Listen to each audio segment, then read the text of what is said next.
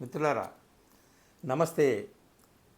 మన పొరుగు దేశం నేపాల్ మంచు కొండల్లో మంట పుట్టిందండి. అగ్గి రాజుకుంది. ఆ అగ్గి ఎక్కడి నుంచి వచ్చింది? రగిలిన యువత గుండెల్లో నుంచి పెళ్ళుబుకినటువంటి దావానలం అన్నమాట అది. ఎందుకు వచ్చింది సడన్గా అంటే అక్కడ దాదాపు 26 సోషల్ మీడియా యాప్స్ని రాత్రికి రాత్రే రద్దు చేసింది గవర్నమెంట్. అక్కడ ఉన్నటువంటి గవర్నమెంట్ ఏమిటి అని గవర్నమెంట్ను చూసి మనం గవర్నమెంట్ తీసుకున్నటువంటి నిర్ణయాలని సమర్థించాలా లేదా విరోధించాలా అనేటటువంటిది లేదు. కానీ ఇది అనాలోచితమైనటువంటి లేదా తొందరపాటుతో కూడినటువంటి అహంకారపూరితమైనటువంటి నిర్ణయము. ఇలాంటి నిర్ణయాలు ఎవరు తీసుకున్నా ఎక్కడ తీసుకున్నా సరే ముందుగా రగిలేది యువకుల గుండె. ఆ గుండెల్లోంచి అగ్ని పుడుతుంది. ఇక ఆ అగ్నిని ఆర్పడం అంత తేలిక కాదు. నేపాల్లో హోమ్ మినిస్టర్ రిజైన్ చేశాడు, మినిస్టర్స్ రిజైన్ చేశాడు, ప్రధానమంత్రి కూడా రిజైన్ చేశాడని అంటున్నారు. మొత్తం అందరూ కూడా అసలు ఆ నిషేధాన్ని యువకులు తిరుగుబాటు చేసిన తర్వాత వెంటనే రాత్రికి రాత్రి విధించిన నిషేధాన్ని ఎత్తివేసినప్పటికీ కూడా అక్కడ యువతీ యువకులు నేపాల్ మొత్తం కూడా ఆ ప్రొటెస్టులు ఉన్నారు. ఆ మంటలు ఆకాశాన్ని మిన్నంటుతూనే ఉన్నాయి. అది అలా కొనసాగుతూనే ఉంది. సో ఇది పరిస్థితి అండి. అయితే ఏమిటి అక్కడ ఉన్నటువంటి government Nepali communist party, unified Marxist Leninist party, ఆ పార్టీ నేతృత్వంలో సంకీర్ణ ప్రభుత్వం అధికారంలో ఉంది. అందులో కమ్యూనిస్ట్ పార్టీ, అలాగే నేపాల్ కాంగ్రెస్ పార్టీ, ఇతర పార్టీలు కొన్ని ఉన్నాయి. అక్కడ ఆక్రోశంతో ఆవేశంతో రెచ్చిపోయినటువంటి యువత ఆ పార్టీ ఈ పార్టీ, ఆ పార్టీ కార్యాలయం ఈ పార్టీ కార్యాలయం చూడట్లేదు, కనిపించినటువంటి పార్టీ కార్యాలయాన్ని తగలబెడుతున్నారు, మినిస్టర్ల ఇళ్ళు తగలబెడుతున్నారు, ప్రధానమంత్రి ఇళ్ళు కూడా తగలబెట్టినట్టుగా వార్త, ప్రధానమంత్రి కూడా రిజైన్ చేశాడని చెప్పి వార్త, లేదా ప్రధానమంత్రి ఆర్మీ శరణులో ఉన్నాడని చెప్పేసి వార్త. ఇప్పుడు అక్కడ మల్లగొల్లాలు పడుతున్నారు. ప్రస్తుతానికి ఇది ఇక్కడ ఏమేమి వాళ్ళు యాప్స్ నిషేధం చేశారు అవన్నీ కూడా మీరు ఇప్పటికే తెలుసుకుని ఉంటారు. కానీ ఒక విషయం గమనంలో పెట్టుకుందామా, మన పొరుగు దేశాల్లోనే కాదు ప్రపంచం అంతా కూడా అన్రెస్ట్గా ఉందండి. ఎక్కడైతే ఉపాధి లేక యువత అల్లాడిపోతుందో అక్కడ అన్రెస్ట్ పుడుతుంది, అక్కడ అగ్ని పుట్టుకొస్తుంది, అది దావానలం అవుతుంది, బద్దలవుతుంది, దేశం తగలబడుతుంది. మనం పొరుగునున్న బంగ్లాదేశ్లో యువత అన్రెస్ట్ చూసాం, శ్రీలంకలో యువత అన్రెస్ట్ చూసాం, ఇప్పుడు నేపాల్లో చూస్తున్నాం. అలాగే పశ్చిమ దేశాలు, యూరప్ దేశాలు, సంపన్న దేశాలు, అగ్రరాజ్యాలు, గొప్ప గొప్ప దేశాలు అని చెప్పుకుంటున్నటువంటి చోటే ఆర్థికమైనటువంటి అతలాకుతలమైనటువంటి పరిస్థితులు చూస్తున్నాం కదా. ఫ్రాన్స్లో నిన్న ప్రధాని రిజైన్ చేశాడు. ఫ్రాన్స్ ప్రధాని, అక్కడ ప్రజల తిరుగుబాటు, అక్కడ ఆర్థిక మాంద్యంతో. గ్రీస్ ఉదాహరణ మనకుంది. యూకే లాంటి దేశం ఆర్థిక అతలాకుతల పరిస్థితిని ఎదుర్కొంటుంది. అంతెందుకండి, ఈ ప్రపంచానికి పెద్దన్నను నేను అని చెప్పి మీసం తిప్పి తొడగొడుతున్నటువంటి ట్రంప్ ఆధ్వర్యంలో అమెరికానే లక్షల ట్రిలియన్ల డాలర్ల అప్పులో కూరుకుపోయిందని చెప్తున్నారు.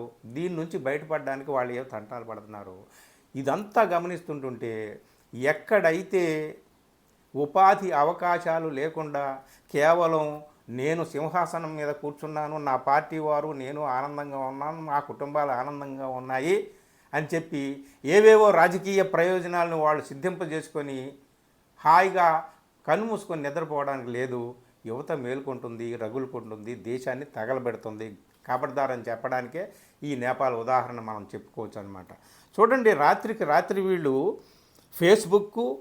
Facebook Messenger, Instagram, WhatsApp, YouTube, Twitter, ఇప్పుడు ఎక్స్, అలాగే LinkedIn, Snapchat, Reddit, Discord, Pinterest, Signal, Threads, WeChat, Quora, Tumblr, Clubhouse, Mastodon, Rumble, MeWe, VK, Line, IMO, Zalo, Soul, Hamro, Patro, ఈ యాప్స్ అన్నింటినీ నిషేధించి పడేశారు. ఒక్క టిక్ టాక్ మాత్రం వదిలేశారు. ఎందుకంటే వీళ్ళు చెప్తున్న కారణం ఏంటంటే నేపాల్ గవర్నమెంటు అక్కడ మా దేశంలో రిజిస్టర్ చేయించుకోవాలి, మీరు కార్యాలయాలు పెట్టుకోవాలి, మీరు చేయలేదు కాబట్టి మా సుప్రీంకోర్టు ఆర్డర్స్ ఉన్నాయి కాబట్టి దాని ప్రకారం మేము ఫాలో అయిపోయి నిషేధించేసాం అంటున్నారు. యువత ఏమంటుందయ్యా అంటే అమ్మ పెట్టదో అడుగు తిననివ్వదా, మీరు ఉద్యోగాలు మాకు ఇవ్వటం లేదు. ఇప్పుడు చిన్న పిల్లవాడైనా సరే ఏదో సోషల్ మీడియాని నమ్ముకొని 4 డబ్బులు సంపాదించుకునేటటువంటి రోజులు వచ్చినాయి. ఇప్పుడు నేపాల్లో కూడా పరిస్థితి అదే. సో అలాంటి పరిస్థితిని కూడా మీరు దూరం చేస్తారా అని ఒక్కసారిగా, అంటే కేవలం ఏదో మాకు రీల్స్ చేసుకునేటటువంటి అవకాశం లేదు, మేము డ్యాన్స్ చేసుకొని లేదంటే ముద్దులు పెట్టుకొని మేము గెంతులేసి రీల్స్ చేసుకుంటాం, ఆ అవకాశం లేకుండా ప్రభుత్వం చేసిందని కాదు. ఈ గొప్ప ఉపాధి మార్గంగా సోషల్ మీడియా మారింది, అది గమనించుకోవాలి మనం.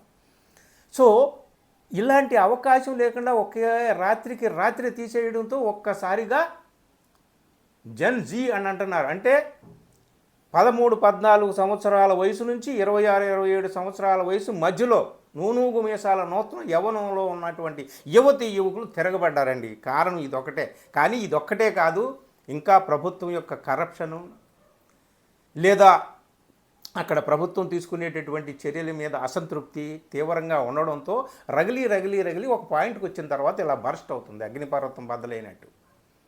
ఇది ఇక్కడ మనం తెలుసుకోవాల్సింది ఏమిటి అంటే మన పొరుగున ఉన్నటువంటి దేశాల్లో యువత అన్రెస్ట్ ఏ విధంగా ఏ కారణాలతో పెళ్ళుబుకుతుందో అనేటటువంటిది ఇక్కడ అధికారంలో ఉన్నటువంటి వాళ్ళు గమనించాలి.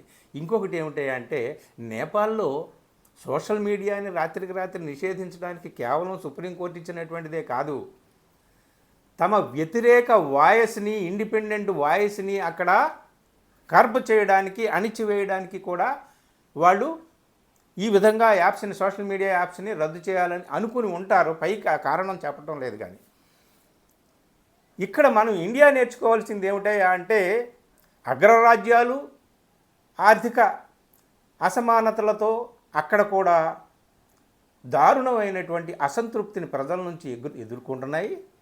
ఇక్కడ మన ఇరుగు పొరుగు దేశాల్లో అయితే యువకులు డైరెక్ట్గా అటాక్ చేసి తగలబెట్టేస్తున్నారు దేశాలని.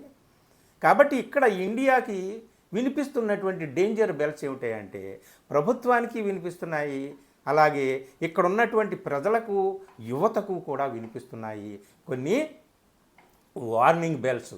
ప్రభుత్వానికి వార్నింగ్ బెల్స్ ఏమిటాయా అంటే నీ వ్యతిరేక వాయిస్ని నువ్వు అణిచివేయడానికి సోషల్ మీడియా మీద వేటు వేస్తే అది ఇదిగో ఈ విధమైనటువంటి అన్రెస్ట్కి దారితీసే అవకాశం ఉంది. నీ ప్రత్యర్థుల్ని నోరు నొక్కేయడానికి నువ్వు సోషల్ మీడియా మీద లేనిపోని చట్టాలు కానీ తీసుకొస్తే జాగ్రత్త, ఖబర్దార్. ఇదిగో ఈ పరిణామాలు చూసి ఇప్పటికైనా సరే కొంచెం మెలకువ తెచ్చుకొని కాస్త స్ఫూర్తితో, స్పృహతో మీరు ఇంతకు ముందు తీసుకున్నటువంటి చర్యలు ఏమైనా అనాలోచితమైనవి, తొందరపాటు చర్యలు తీసుకుంటే వాటిని సరిదిద్దుకోవాలి అని నేపాల్ పరిణామాలు హెచ్చరిస్తున్నాయి. అలాగే నాయనా, మీరు నిద్రాణ స్థితిలో ఉంటే కాదు, చేతులు ముడుచుకొని కూర్చుంటే కాదు.